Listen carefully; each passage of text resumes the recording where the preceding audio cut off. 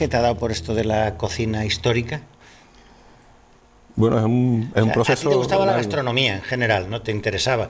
Y de ahí has derivado hacia la cocina histórica. Claro, es un proceso de muchos pasos. O sea que mi primer acercamiento a la cocina histórica es a través de Fernando Quiñones, precisamente. Porque él me propuso, él estaba preparando una novela sobre los barbos entonces, y él me propuso, dice, bueno, pues hay una salsa que se hacía en Cádiz, el garum, y he hablado con Gonzalo Córdoba, y se me está ocurriendo que podemos revitalizar ese plato, y, tú la investigas y después la ponemos en práctica allí en el Faro, y de alguna forma él también me decía, bueno, y lo que saques, pues a mí también me interesa, pues como datos para incorporarlo a la novela. Y a partir de ahí, pues empecé, la primera investigación histórica, digamos, de ese salsa. Lo que pasa es que salió una cosa como muy complicada, estuve casi un año trabajando en aquello, salieron como 70 páginas, como muy impublicables, vamos, de hecho sigue inédito, y después ya el proyecto pues se quedó en nada. Al final nunca llegó a editarse, pero a partir de ahí sí ya le cogí la curiosidad por la historia. Eso es de hace 20 y tantos años, ¿no? Porque estamos hablando la novela también es inédita, es decir, que Fernando no llegó a publicar esa novela, sí, estamos hablando... Él se murió hace 20 años, o sea que... Sí, era poco, justamente coincidió, pues probablemente sería dos años, ya tenía la enfermedad, 2 o 3 años antes. De hecho, sí, una cosa que a mí me pareció muy bonito, me emocionó, porque conseguí entonces, porque esa salsa de alguna forma se sigue preparando en el Extremo Oriente, con diferentes nombres, salsas de pescado, el fish sauce, como...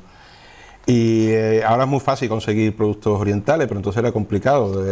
Había empezado una distribuidora china en Madrid, entonces conseguí por correo, de esas que uno se pedía y te lo mandaban con un paquetito, conseguí un par de tarritos, uno para regalárselo a Fernando y el otro para mí. Y me emocionó mucho que después ya cuando, digamos, desmantela la Casa de Madrid, se traen recuerdos de Nadia de la casa de Fernando, pues una de las cosas que decía, dice, él tenía con mucho cariño ese tarrito de garum, que decía, esto es una cosa de la historia de Cádiz, y era muy bonito, ¿sabes? Y luego con el tiempo he visto que en la universidad han investigado el garum también, ¿no? Sí. Y hay ahora algunos establecimientos sirviendo garum. Sí, ya la Facultad de Química, el Departamento de Tecnología de la Alimentación, pues digamos se puso a investigar de una forma ya científica, porque ellos incluso analizaban los restos que quedaban en ánforas, y ya han llegado a producir un producto que es el flor de garum. Entonces, bueno, estamos hablando, claro, en aquel momento no había nada publicado, de los motivos por el que no tiene sentido publicar ahora aquel trabajo tan viejo, sino porque ya después de aquello pues ha habido investigaciones más serias y más valiosas, ¿no? como la de esto. Y de alguna manera lo que he leído yo por ahí es que el sabor del garum era muy fuerte, ¿no? Que solía usarse como condimento más que como un plato en sí mismo. Claro, no es un plato, es un condimento que de alguna forma... Entonces se sazonaba a otros platos, ¿no? Claro. Lo que producía es un proceso curioso. Yo sí lo he visto, digamos, producirse, porque es verdad que en Extremo Oriente se sigue elaborando con la misma tecnología, y tiene un proceso, porque claro, todo el mundo dice, bueno, a partir de un producto que es la putrefacción de pescado, tiene que salir una cosa repugnante, ¿no? Y es verdad que en la primera fase es muy desagradable los olores que se producen.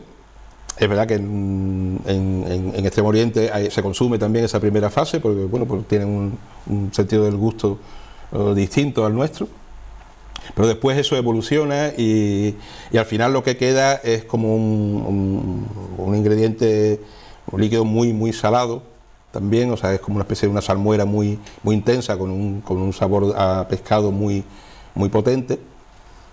Y es verdad que eso se tiene que usar, bueno, pues como usamos el vinagre, o sea, con gotitas, ¿no? Si uno echa un chorreón, pues estropea el plato completamente, claro. Y también yo creo que es bueno hacerse una idea de épocas en las que no había la cantidad de especias que hay ahora. Así que uno puede acceder, fruto de la globalización y de tal, puede acceder a miles de especias que antes se desconocían, ¿no? Es decir, que... Sí, o eran muy caras, eran productos, o sea, claro, el uso de las especias evoluciona, como dice, con el conocimiento. O sea, de hecho, o sea, todos los grandes descubrimientos empiezan por una cuestión económica, o sea, porque era tal poder... Lo del Cano dicen que era para poder llegar a las Molucas para las especias, ¿no? Entonces, claro, hay que entender, o sea, que ese producto era lo suficientemente rentable como para montar una expedición de ese tamaño, ¿no? O sea, ahora ya estamos acostumbrados a que todo sea fácil, a que uno va a un supermercado y encuentra pues todo un estante de especias, entonces no. Pero sí es verdad, o sea, que a la vez ha habido un empobrecimiento de los sazonadores y de los elementos que se usaban en la cocina, porque hay ingredientes que ahora nos parecen muy novedosos, que vienen precisamente, bueno, eso, con las cocinas étnicas y que se usaban aquí de forma tradicional, como el jengibre, ¿no? El jengibre es un producto que desapareció pues, probablemente en algún momento del siglo XIX, pero que era un ingrediente fundamental en menudos, en guisos de atún, o sea que realmente estamos hablando de un jengibre seco, naturalmente, o sea, pues el jengibre fresco sí es verdad que ha llegado ahora, pero el jengibre que es más picante que el fresco. Los ingleses lo usan mucho, ¿no? El jengibre, ¿no? Ellos lo usan mucho porque, claro, por las colonias suyas, claro, ellos sí tienen un acceso... La India es uno de los grandes productores de jengibre, ¿no? Sí. Ellos es más fácil, de cúrcuma, ellos tienen, claro, otro tipo de cultura también por los mismos cauces, igual que nos pasa a nosotros, o sea que de alguna forma el cilantro, o sea, digamos, la canela, o sea, hay ingredientes, digamos, que por la misma tradición histórica del país, pues, digamos, se asientan, ¿no? Y volviendo un poco al garum, el garum, ¿qué cosas tenía?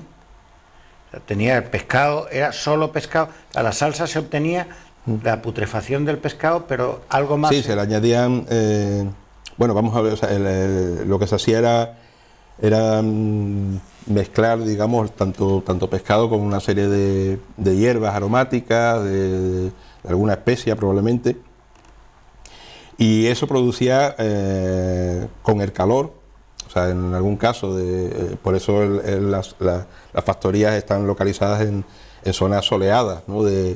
En Bolonia, en Cartella, porque eso les ahorraba, digamos, el proceso de calentar ese producto. En otros sitios que también se producía, pero claro, se produce en sitios más fríos y hay que calentarlo. Ellos, digamos, tienen unos grandes toneles de cerámica, y ahí donde se va, digamos, mezclando y macerando y pudriéndose también, claro, ese pescado.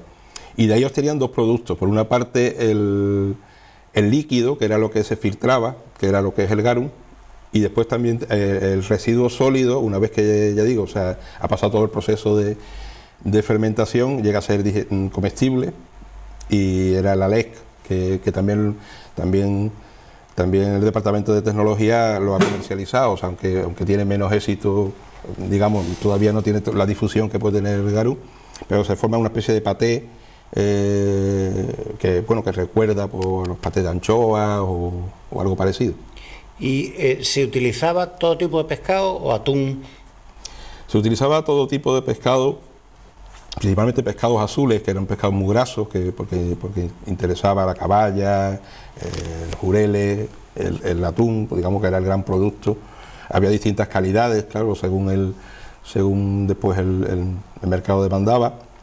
Y era curioso, o sea, que incluso algunas obligaciones religiosas, como el caso de los judíos, pues tenían su propio garum, digamos, para cumplir las normas del kosher, ¿no? O sea, de las escamas, que tenían que ser determinados pescados que se usaban pues para ese tipo de público, ¿no? De mercado. Yo tengo un poco la idea, corrígeme si me equivoco, que parte de de la pervivencia de algunas poblaciones entre el estrecho de Gibraltar y casi el Cabo de San Vicente, por ser un poco más amplio, ¿no?, está muy vinculado al atún. Tengo la sensación de que el atún es el gran producto de esta zona, ¿no? Incluso por algún lado, no sé si lo escribes tú, lo he leído en algún lado, una especie de ficción de los primeros pobladores de la provincia de Cádiz, las cuevas como en Atlanterra o algo así, que dibujan las orcas persiguiendo a los atunes, ¿no? Y como aparecen tanto en la Laja Alta, en el Tajo de las Figuras, en Atlanterra, aparecen siempre pinturas vinculadas a temas náuticos y tal, ¿no? Pero si lo piensas, Tarifa, Zahara de los Atunes, Barbate, Conil, Chiclana, Santipetri, hasta Cádiz, está muy vinculado al atún, ¿no? Es decir, que más de lo que la gente se imagina.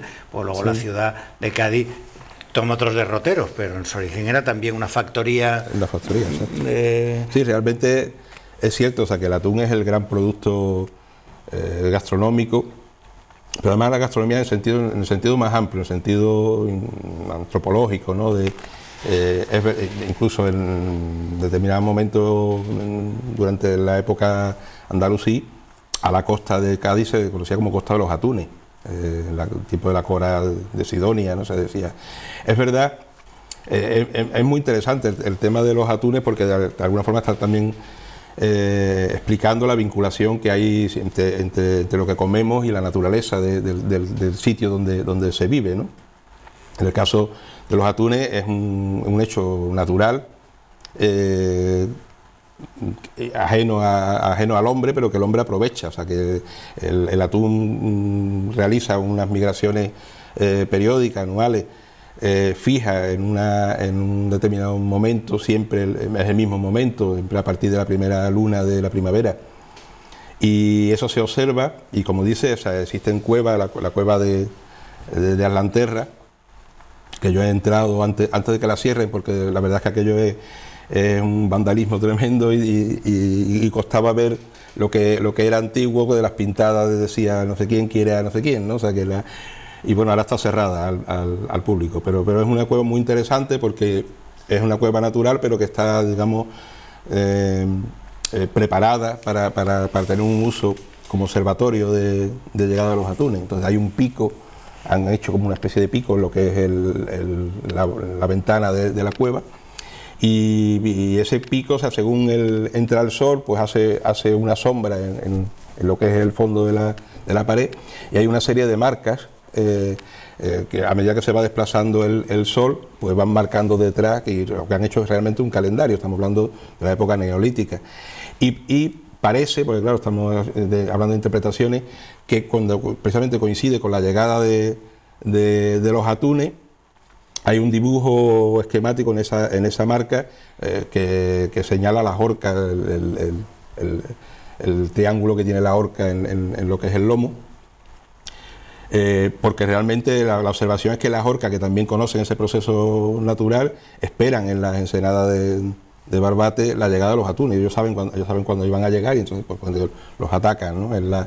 Y esa observación, que ya digo que es del Neolítico, pues ha permitido que después también viera, o sea, que siempre seguían la misma ruta, que era paralela a la costa, que tenía una cierta distancia, lo cual permitió crear almadrabas, primero de móviles y después ya estables. A partir de ahí pues se crea la industria conservera. O sea, realmente un hecho natural está produciendo una serie de procesos culturales tremendos, ¿no? Y fíjate tú cómo es la historia, ¿no? Que será cíclica, como decía el viejo Carlos Marx, ¿no? Pero que el atún, que yo creo que gracias al atún existen muchas poblaciones de la zona, ahora se ha convertido en un reclamo turístico de primer nivel, y grandes cocineros, cuando llegan las almadrabas y cuando llega el ronqueo, y sí, inclusive fue hace 2 años, se llevaron un atún a Madrid, a Fitur, y se hizo un ronqueo en medio de Fitur, ¿no? Los ronqueos se están convirtiendo en un espectáculo. Entonces, claro, parece que todo lo derivado a la industria del atún, yo creo que a partir de los japoneses que empiezan a llegar a la costa, y dice, bueno, si estas criaturas vienen desde 12.000, 14.000 kilómetros a por esto, será porque vale algo, digo yo, claro, ¿no? Y entonces empieza otra vez a redescubrirse algo que parecía que había caído, que no tenía el interés, ¿no? Que tú ibas a la plaza y la gente no tenía interés en el atún, y ahora el atún se ha convertido en una delicatessen, ¿no? Y viene mucha gente de toda España a comer atún, y el campero se ha convertido en una especie de templo de los preparadores de atún, ¿no? De atún, sí. Yo recuerdo cuando yo era estudiante, que yo llegué a Cádiz en el 77, y yo iba a la plaza, pues yo empecé en el campo de la gastronomía porque no sabía cocinar. Voy al piso de estudiantes, yo era el único que no sabía cocinar. Entonces, como no sabía cocinar, pues me mandaron tú a hacer la plaza, ¿no? Tú a hacer el mercado. Y a partir de ahí, pues bueno, pues conocí los productos y ya me enganché a este mundo. Pero yo recuerdo, o sea, que la barriga de atún, que además te la troceaban, pues yo compraba a 100 pesetas, o sea, lo que serían ahora 60 céntimos, o sea, que ni siquiera llegaba al euro, ¿no? Y ahora pues está hablando de 54 euros o a partir de ahí. Es verdad que los japoneses, la llegada de los japoneses es fundamental en el cambio de la percepción del valor del atún, porque el atún siempre se capturaba para conservar. O sea, como dice, todas estas poblaciones se montan, digamos, alrededor de las almadrabas, tanto Conil, Sahara de los Atunes, son, digamos, poblaciones de apoyo a la almadraba. Y la almadraba era una industria conservera que antes de que hubiera el gran boom del bacalao salado, cuando ya se iba a las tierras de Terranova, o sea, a los mares del norte, a capturarlo, era un pescado barato, porque se podía conservar en salmuera y, digamos, era el pescado popular. Y bueno, eso siguió hasta que entran los italianos a finales del 19 y traen también la conserva en aceite, pero todo estaba enfocado a la conserva, hasta el punto de que incluso más que a la salazón. Incluye la salazón como parte de la conserva. Creo que sí, hasta el 19 la conserva era igual que se hacía en el siglo I, la cuenta Columela, que se hacía la misma salazón que el cerdo, además. O sea, que todavía queda, cuando se ponen las hojas de tocino en sal, pues bueno, pues eso mismo se hacía con los lomos de atún. Y eso está hasta el 19, prácticamente no cambia nada, o sea que había distintos precios, distintas calidades según el corte, pero eso era, digamos, el sentido de la pesca. Hasta el punto que digo, o sea, que el sistema salarial era muy, muy curioso, porque a los trabajadores de la almadraba se les pagaban unos sueldos muy, muy bajos, pero después se les compensaba con pago en especie cuando está en la almadraba, tanto los pescados que no tenían utilidad, como la merva, como el bonito, o sea, como pescados que entraban en la captura, que se regalaban, digamos, a los trabajadores, como los cortes del atún que no servían para la conserva. Entonces es curioso que toda la cocina tradicional del atún está basada en los cortes que no hay una cocina del lomo o de la barriga, sino que lo que se cocinaba pues era por los cortes de la cabeza, el galete, la parpatana, partes de la cola, o sea, que las tripas, incluso los ojos, se sacaba aceite de los ojos del atún, y de un chicharrón también de lo que quedaba. Claro, eso es la cocina tradicional. Cuando llegan los japoneses, ellos dicen, no, aquí hay una utilidad como crudo, o como vamos a cocinar, como fresco, digamos, vamos a utilizar y a partir de ahí, en estas poblaciones, pues empieza a ya no tener importancia las conservas, que es verdad que además había caído el valor en el mercado, porque ya había otro tipo de conservas y otros productos, y entonces, pues bueno, empieza a recuperar, y resulta, o sea, que los mejores cortes eran los que se les regalaba a los trabajadores, porque ahora, claro, ahora ve quien encuentra un mormo, un contramormo, ¿no? O sea, que se cotizan carísimos, ¿no? Y fíjate tú que, por citar un ejemplo, la familia Carranza, que ahora están, iba a decir de moda, pero bueno, cuyo nombre ahora se ha hablado tanto a cuenta del cambio de la calle y tal, ¿no? Vienen a la provincia al atún y a la conserva del atún, que a tiempo después se crea el Consorcio Nacional Almadravero, y ahora otra cosa que sigue ahora en debate, por ejemplo, la reutilización del poblado de Santipetri, que era donde vivían los trabajadores de la almadraba más grande que había en la provincia, que era la de Santipetri, que ha dejado de calarse, y el Ayuntamiento de Chiclana está pugnando porque vuelva a calarse una almadraba en las costas de Chiclana. Pues ahora se calan, me parece que es en Zahara, Barbate y Conil, ¿no? Y sí, Tarifa también tiene una pequeñita, sí.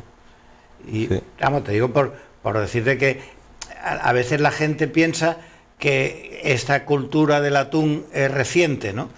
Te contaba esa historia, o incluso los duros antiguos tiene que ver con el atún, ¿no? Es decir, que era la almadraba que había delante de lo que hoy es Isecotel, y a la hora de enterrar los desechos de esa almadraba que se encuentran las monedas, ¿no? Las monedas, sí, la almadraba de Hércules, ¿no? Creo que sí. Existía otra en Rota también, o sea, son digamos, almadrabas que se han ido perdiendo. El caso del poblado es muy interesante porque,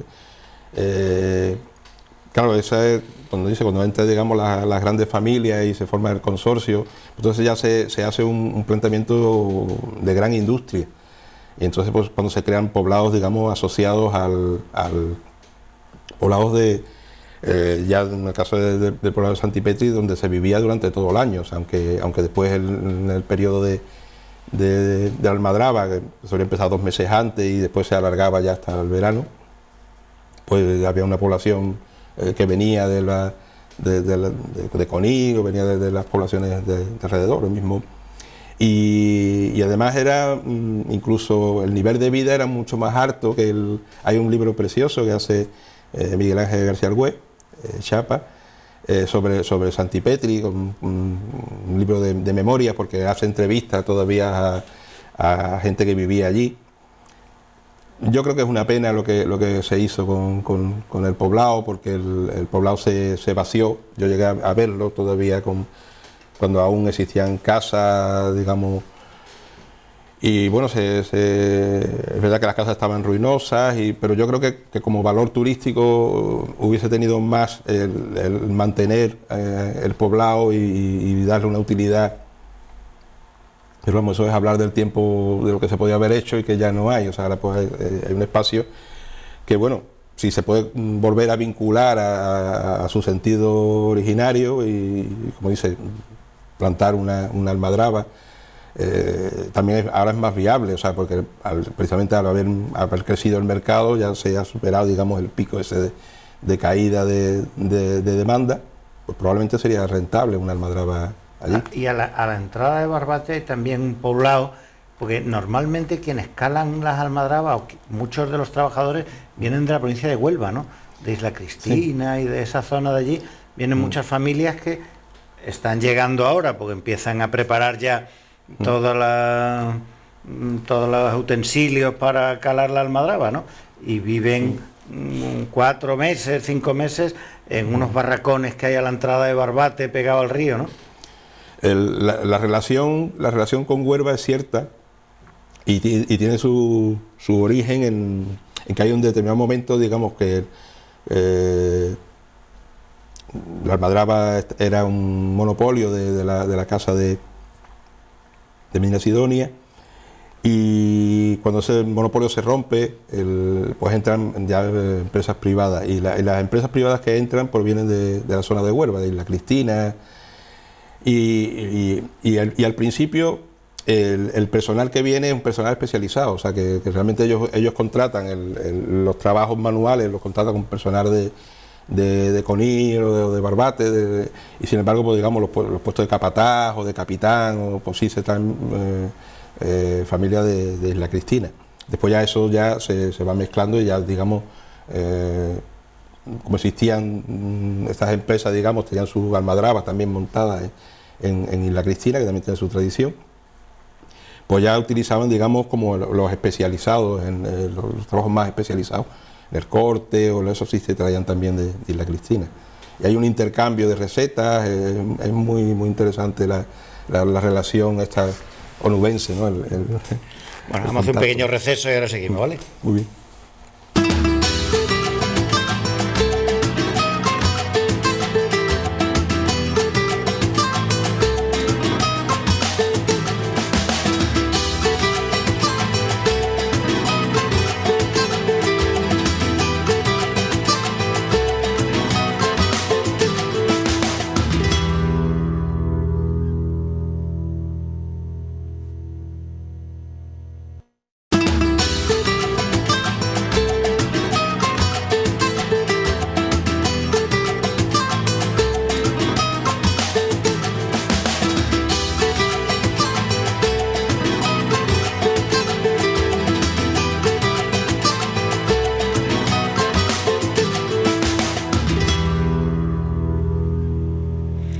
Hay que decir también que todo esto viene a cuento, digo, para que hay que vender libros, tipo Umbral, que es el libro Cocina Histórica Gaditana, que Manolo edita con ediciones Maggi, ¿no? Sí. Que se ha salido hace poco, y yo te he escuchado y te he leído algunas veces, no sé si es porque es un plato que a ti te... hablar más de las tortillas de camarones, ¿no? Bueno, hablar mal no. Hablar más. Más. Hablar más de la tortilla de camarones, ¿no? De un poco de la historia. A lo mejor yo he sido muy pesado con el tema del atún, porque es un tema que a mí me... No, a mí me además yo creo, ya digo, que es el gran producto y tiene unas posibilidades turísticas y fantásticas, ¿no? Y de alguna forma nos están contando nuestra historia como paisaje gastronómico. Entonces, te escuché en Radio Nacional, me parece que hablabas mucho de la tortilla de camarones, ¿no? Sí, la tortilla de camarones es una receta, o sea, así como el atún es un producto, es un ingrediente, la tortilla de camarones sí es una receta que además nos identifica mucho fuera, o sea, que junto al pescadito frito, que también tiene su historia, pero sí como una receta muy asociada a la zona, y además tiene una historia fascinante, donde de alguna forma se van incorporando todas las civilizaciones que han ido llegando a Cádiz y de alguna forma, bueno, dejando su bagaje, ¿no? El caso de la tortilla es muy, muy interesante. Por una parte, o sea, hay la historia en el libro se cuenta empezando desde el presente para ir hacia atrás, que es una forma un poco distinta al resto de capítulos.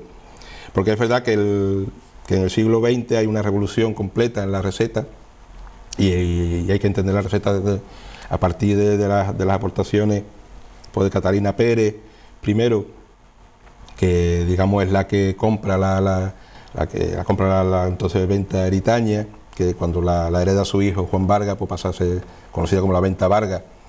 Y Catalina Pérez, digamos, hace la primera gran aportación sobre la receta que se hace sobre es freír una papilla de harina con agua, básicamente, y con una serie de ingredientes. Pues ella lo que hace es cambiar la proporción de harinas, porque se utilizaba harina de garbanzo, con lo cual quedaba una tortilla muy, muy espesa, muy gorda. Hay que tener en cuenta que en ese momento lo que interesa es que cunda y que quite el hambre, o sea que todo el sentido histórico es ese. Ella pues vamos a hacer algo más ligero, entonces cambia la proporción incluye harina de trigo en la mezcla, con lo cual le sale pues una tortita pues, más ligera. Y después su nuera, que ya con, digamos, la mujer de Juan Vargas, que es María Picardo, pues hace la otra gran aportación, que es cambiar el agua de la papilla por agua por sifón o por agua con gas, con lo cual consigue que al freír esa mezcla pues aparezcan los encajes, esto que al final terminan caracterizando. Entonces tenemos pues, una receta que no tiene, que sobre una base histórica y una tradición, pues bueno, es completamente nueva. Y a partir de ahí, pues sí miramos hacia atrás, digo, bueno, ¿y cómo llegó esa receta a Catalina Pérez y a María Picardo? ¿Y cómo llegó? Bueno, pues llegó es curioso porque yo pienso que hay una mezcla, cuando llega algún plato de fuera, se asimila lo que parece, lo que es parecido a algo que exista. Normalmente la gastronomía histórica es muy conservadora, o sea que le llega algo que es extraño, pues lo rechaza. La llegada de los genoveses, pues traen también su receta. Los genoveses entran pues a partir del siglo XIII y están entrando desde el XIII hasta el XIX. Muchas veces se dice los genoveses, ¿no? Pero claro, los genoveses, estamos hablando de 6 siglos, ¿no? O sea, que hay muchos genoveses ahí y había ricos, había pobres, había genoveses de todo tipo. Y además, claro, cada nueva oleada pues traía sus propias recetas, con lo cual se va renovando la de ellos traen básicamente dos recetas importantes utilizando la harina de garbanzo, una las panizas y otra digamos una torta de la farinata, que era una torta de garbanzo. La diferencia entre una y otra es la proporción de agua. En el caso de las panizas es la misma cantidad de harina que agua, con lo cual va a quedar una masa espesa que se va a poder cortar y se va a poder cocinar. Y en el caso de la torta, pues digamos era muy líquida y quedaba como una especie de papilla. Las panizas siguen su propia evolución. Es interesante decir que ellos traen 4 preparaciones con la paniza, porque ellos la freían, ellos la aliñaban como una ensalada, que son las 2 que quedan, y después también hacían un sofrito y hacían una sopa. Como eso nos parecía muy raro aquí en Cádiz, pues eso se olvidó. Se seguía haciendo en la comunidad genovesa, pero el resto. Y sí se quedó con lo que era parecido, porque aquí se aliñaba ya, digamos, verduras para cenar. Entonces, bueno, pues vamos a aliñar también una masa, ¿no? Y bueno, evidentemente se freía. Pero se freía y se aliñaba después. No, estamos hablando de 2 recetas. Una es la paniza. Lo que pasa es que durante mucho tiempo se llamaban igual. Después el ingenio gaditano, como tenía que separarla, pues a la frita le llamó paniza y a la aliñada le llamó huevos de fraile. Pero realmente durante mucho tiempo se llamaba la misma. Eran las 2 preparaciones.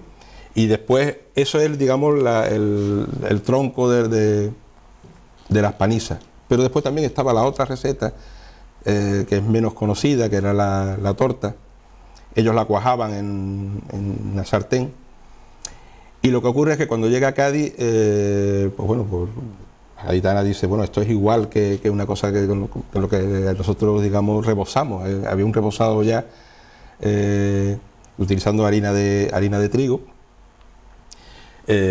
distinto al rebozado actual. Después el que ha triunfado es de huevo, que es lo que conocemos ahora, pero entonces sí, lo que se hacía era una papilla y se metía, digamos, verduras y productos, digamos, baratos como para poder freír. Esa receta va al Extremo Oriente, por eso la conexión Extremo Oriente es un poco extraña, pero es real. La llaman los jesuitas, tanto portugueses como españoles, que ellos se embarcan, digamos, dentro de la línea de colonización portuguesa. Y la receta de la fritura, pues de pronto aparece, tiene su propio desarrollo, pues bueno, en Japón, que daría lo que ahora es la tempura, cuando se adapta a las normas estrictas de cocina imperial, aunque tiene una versión popular, que es el caquiaje, que es ya la tortilla, es igual que la tortillita, aunque tiene otra evolución, pero es igual que la tortillita de camarones.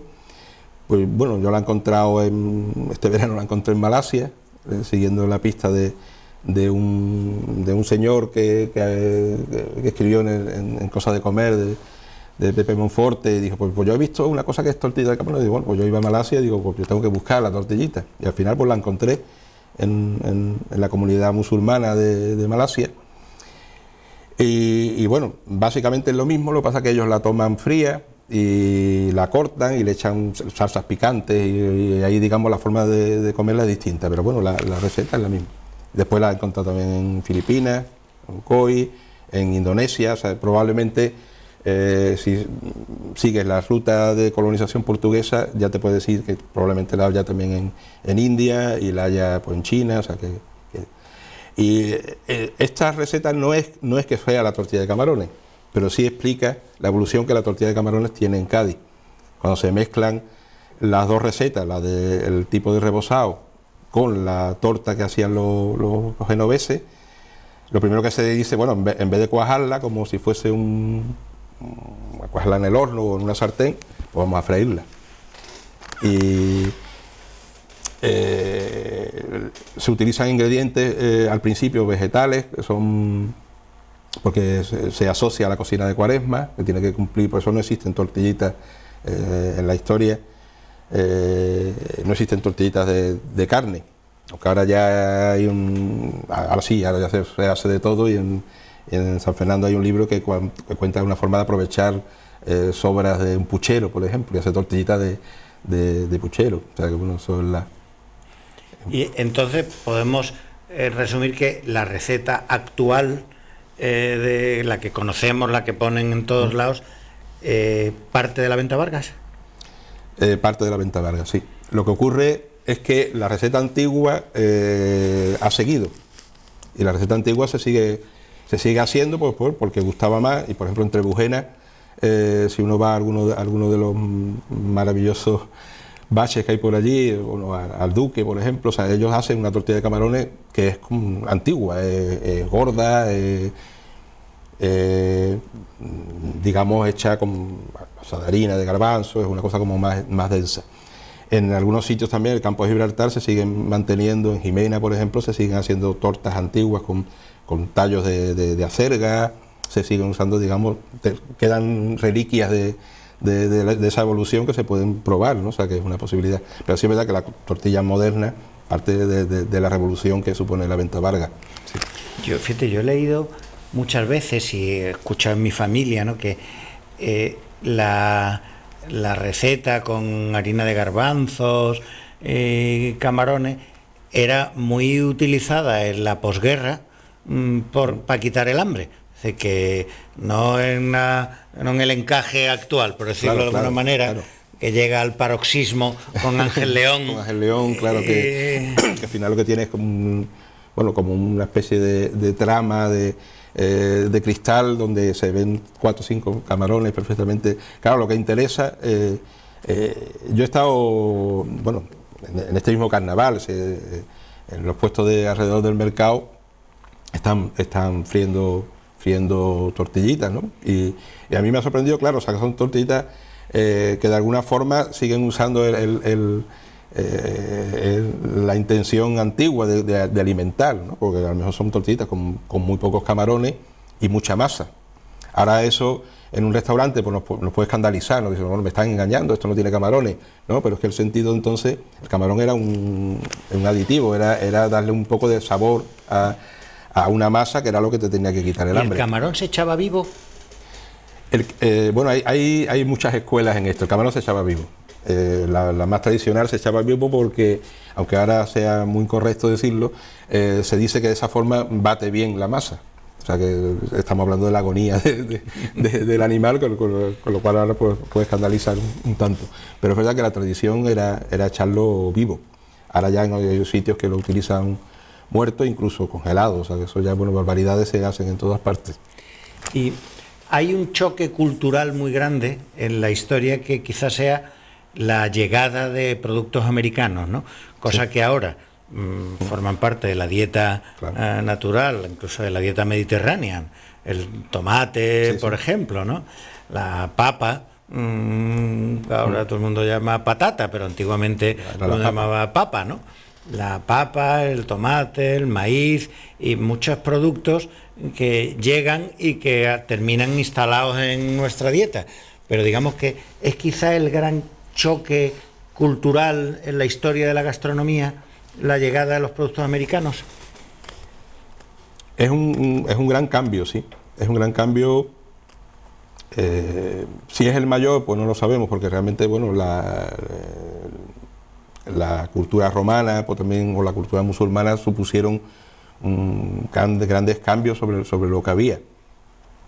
Pero sí es verdad que la más cercana a nuestro tiempo pues es la americana, y es verdad que cambió de una forma radical todos los platos, o sea, incluso platos que nosotros no podemos imaginar, porque realmente asociamos como que eso se ha hecho siempre así. Y hay en el libro muchos ejemplos cuando se estudian a lo mejor la evolución de los cocidos o la evolución del menudo.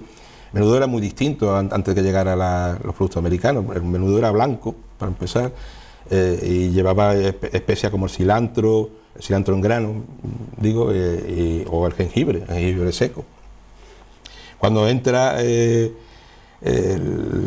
pimentón, que digamos de las primeras cosas que se asesta antes que el tomate, pues bueno, se va incorporando y ya de entrada cambia el color, ya el menudo es coloradito, ¿no? O sea que ya no es ahora nos pone un menudo blanco y ya te lo echa para atrás, porque tú estás viendo ahí la tripa, ¿no? El sofrito también cambia completamente, el sofrito se hacía de cebolla y ajo solamente, perejil como mucho. Allá un sofrito llevar tomate, llevar pimiento, o sea, hay muchísimos platos que cambian de forma radical, ¿no? Con la llegada de los productos americanos, que bueno, es progresiva, o sea que no todos se aceptan en su momento, porque el tomate, por ejemplo, se asociaba a la familia de la belladona, y entonces se pensaba que tenía propiedades alucinógenas, y entonces costaba mucho que entrara un producto así, que se aceptara, un producto tan extraño, ¿no? Tardó muchísimo tiempo. De alguna manera, los romanos un poco son, digamos, por resumir, ¿no? Tú me corriges, los culpables un poco de la extensión del uso del aceite de oliva o del vino, sí. Y los árabes de la naranja, el limón, la sandía, digo por resumir. Sí, claro, son grandes productos. Porque eso, digamos que la llegada de esa gente con esos productos alteran hasta el paisaje. Porque claro, todo ese olivar enorme no estaba allí desde los albores de la humanidad, ¿no? Sí, el hombre, bueno, lo que decía con el atún, o sea, continuamente hay una interacción entre la naturaleza y la cultura del hombre, ¿no? O sea, y el hombre modifica el paisaje, al final, ahora se habla de paisaje en un sentido más amplio, no solamente geográfico, sino un paisaje donde hay una intervención ya siempre del hombre. Está hablando de los olivares en el caso de Andalucía, en Valencia los arrozales, que también los traen los musulmanes. Estamos hablando de paisajes completamente nuevos, ¿no? La caña de azúcar, que también la traen los árabes, en la zona de Málaga, de la costa de Málaga. Hay muchos eso en cambio los españoles lo llevan a América. Y después lo llevan a América. El paisaje cubano, o en Brasil, la extensión. Claro, esos viajes de ida y vuelta al final te confunden mucho, porque claro, lees por ahí, o sea, bueno, esto viene y realmente a lo mejor lo lleva. Lo que pasa es que allí explota y allí se desarrolla completamente. O sea, el caso de la caña de azúcar es muy interesante porque modificó completamente la gastronomía y la cocina española. Porque el azúcar era una especie cara y se consideraba como una especia. Entonces se utilizaba en pequeñas cantidades, porque era una especie muy cara. Y cuando ya se lleva a América y la gran expansión de los cultivos de esclavistas, porque también es tan barato porque la mano de obra era esclava, entonces hace una caída del precio brutal, y eso permite que ya se pueda consumir en grandes cantidades, y al haber grandes cantidades hay una separación ya entre lo que es dulce y lo que es salado, en lo que es el menú. Siempre existía la dulcería como algo anterior, pero no existía un postre dulce como en lo que era la comida. Cuando se puede hacer ya dulce, pues entonces empieza a separarse, ya se publican recetarios de repostería, y es a partir de la revolución de la caña de azúcar, que después habría otra revolución ya cuando empieza a extraerse de la remolacha, que incluso abarata aún más el producto. Y te he escuchado, te he leído que hubo un tiempo en que incluso las carnes se asaban o algo con azúcar, que se utilizaba el azúcar. Se aderezaban con... De manera diferente de la que se usa ahora, ¿no? Digo, era una no había esa distinción tan grande entre lo salado y lo dulce. Claro, ¿no? O sea, por eso digo, o sea, que lo que hace la revolución es separar estos platos dulces. Entonces también eso hace que los platos había una mezcla agridulce. La cocina andalusí y la recreación, la invención que se hace ahora de lo que era andalusí, que bueno, eso es como una obra nueva de autor, ¿no? Pero bueno, o sea, uno se imagina que eran sabores agridulces, y es verdad, o sea, que porque no se mezclaba todo, y después el gusto era un gusto infantil. O sea, se dice que el primer sabor que tienen los niños es el dulce, y y crecer, madurar de alguna forma es ir alejándote de lo dulce. Y después también se dice que con la edad pues volvemos al dulce otra vez, que es una forma como más de cobijarte y tener un poco de cariño, ¿no? Cuando alguien está desanimado, pues tira del dulce, tira del chocolate, tira de... Y sí es verdad que entonces gustaba tanto, o sea, que se ponían, digamos, como saleros con azúcar y con canela. Y las chuletas, por ejemplo, que ahora nos parece impensable, las chuletas asadas, llegaba a la mesa y uno le echaba su poquito de azúcar y su poquito de canela. Y bueno, supongo que todo sabría lo mismo, porque como se lo echabas a todo, a los potajes, a los cocidos, al menudo, todo se aderezaba con canela y con azúcar. Y la repostería, yo he leído siempre, que igual es una tontería, ¿no?, que la repostería gaditana o andaluza es muy de origen árabe, ¿no? Los hojaldres, el uso de la miel, de la almendra, ¿no?, que parece que bueno, el alfajor, que es hasta una palabra de origen árabe, ¿no? Origen árabe, sí. Parece que hay una especie de escuela de repostería árabe en contraposición a la repostería francesa, que es más de cremas y ese tipo de cosas, ¿no? Sí, eso hizo, o sea, que realmente hasta el siglo, digamos, XIX, digamos, que es cuando hay la afrancesización, ¿no? La sumisión a la cocina francesa como prestigiosa. Entonces, el momento, digamos, fue un poco impermeable a estas influencias. No solo la base es musulmana, que claro, musulmana, vamos, andalusí, porque realmente en la zona pues convivían las tres culturas. No una convivencia pacífica como nos cuentan, pero bueno, había una convivencia ahí más o menos como se podía.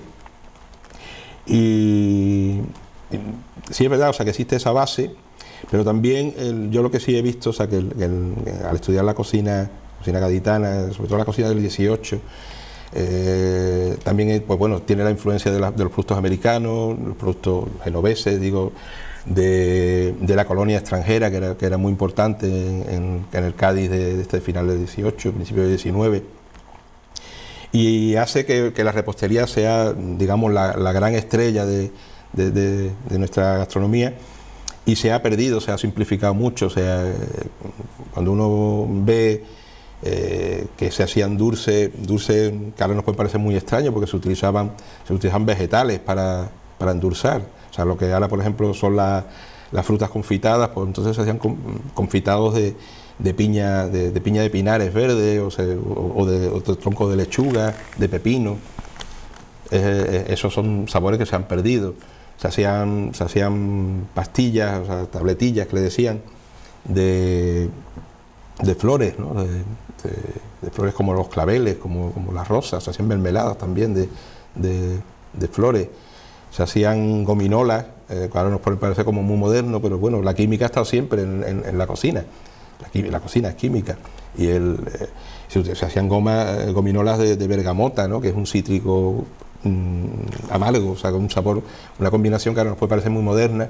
Lo que yo sí he visto en esta evolución es que cosas que ahora nos parecen muy modernas ya se hacían hace muchísimo tiempo y se han olvidado, y que de alguna forma está bien conocerlas, porque nos recupera con es una forma de reconocernos y recuperar nuestra propia memoria colectiva, ¿no?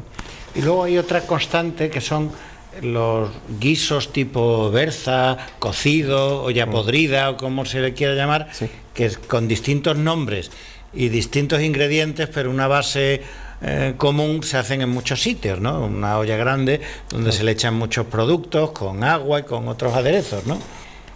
Sí, hay un tronco común desde el Neolítico, o sea, que cuando se hace la cerámica se permite eso, digamos, cocer y ablandar un producto, vegetales o carnes que eran muy duros. A partir de ahí pues hay un tronco como dice, enorme, de diferentes cocidos.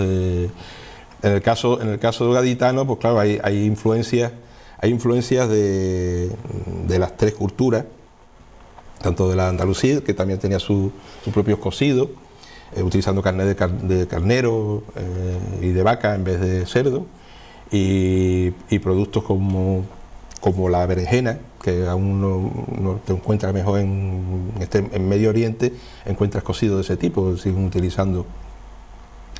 Después está la influencia judía, la dafina, que eso es otro de los grandes mitos.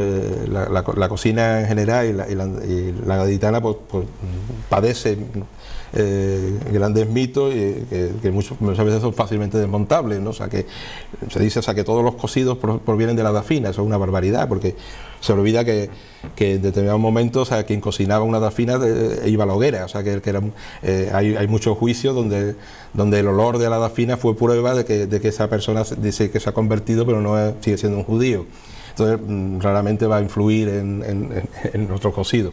Y por supuesto la gran influencia de los cocidos castellanos que traen el cerdo, y bueno, que son el tronco después del que va a salir, digamos, pues las versas, los cocidos, los pucheros.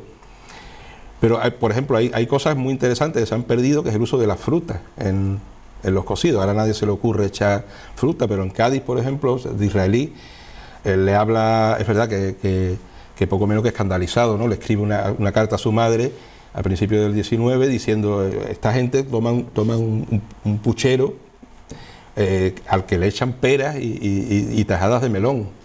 Ahora, si nosotros imaginamos un puchero, bueno, en Canarias se sigue utilizando, el puchero canario utiliza peras, ¿no? Yo he hecho, y la verdad la combinación de la pera con el tocino cocido es una maravilla, ¿no? Lo del melón no lo he probado, o sea, no sé cómo saldría, pero bueno, es una receta gaditana que se ha perdido, ¿no? Bueno, Manolo, pues muchas gracias. Vamos a volver a explicar el libro Cocina Histórica Gaditana de Manolo Ruiz Torres en Ediciones Maggi, donde todas estas cosas y otras más que nos cuenta Manolo Ruiz Torres, y aconsejamos a la gente que lo compren. Y muchas gracias, Manolo, muchas gracias, Fernando, por venir aquí. Gracias.